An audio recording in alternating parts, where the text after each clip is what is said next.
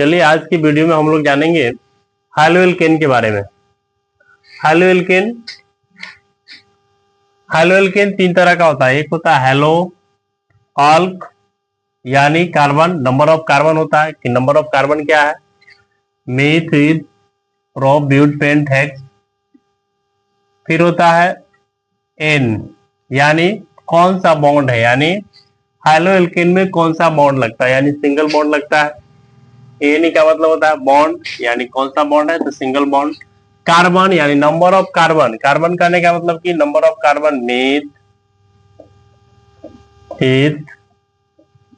Prop but, यानी number of carbon से denote करते हैं, यानी एन से। हाइलोजन यानी हाइलोजन होता है एक्स से डिनोट करते हैं। फ्लोरीन, क्लोरीन, ब्रोमीन, आयोडीन, यानी ग्रुप 17 के वर्ग के जो भी एलिमेंट्स है वो हाइलोजन है, फ्लोरीन, क्लोरीन, ब्रोमीन, आयोडीन। अब कह रहे हैं कि हाइलोएल्केन किसको कहते हैं, जब हाइलोजन परमाणु द्वारा हाइड्रोजन विस्थापित हो जाते हैं तो हाइलोएल्केन का निर्माण होता है।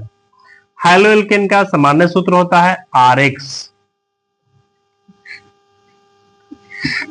RX, यानी R को हम लोग क्या कहते हैं, अल्काइल, यानी अल्काइल का सूत्र होता है CnH2n+1, और X से यानी X को कहते हैं हाइलोजन, यानी X को क्या कहते हैं हाइलोजन।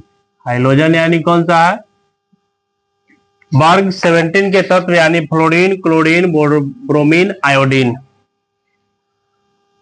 अब दूसरा पार्ट क्या आ जाएगा इसका, हेलोएरिन। हेलोएरिन में होता है दो पार्ट्स, एक होता है हेलो जिसमें हाइलोजन, यानी हाइलोजन इसमें भी आ जाएगा, एक्स से डिनोट करते हैं इसको हाइलोजन को, तो फ्लोरीन हो जाएगा, ब्रोमीन हो जाएगा, आयोडीन हो जाएगा, क्लोरीन हो जाएगा।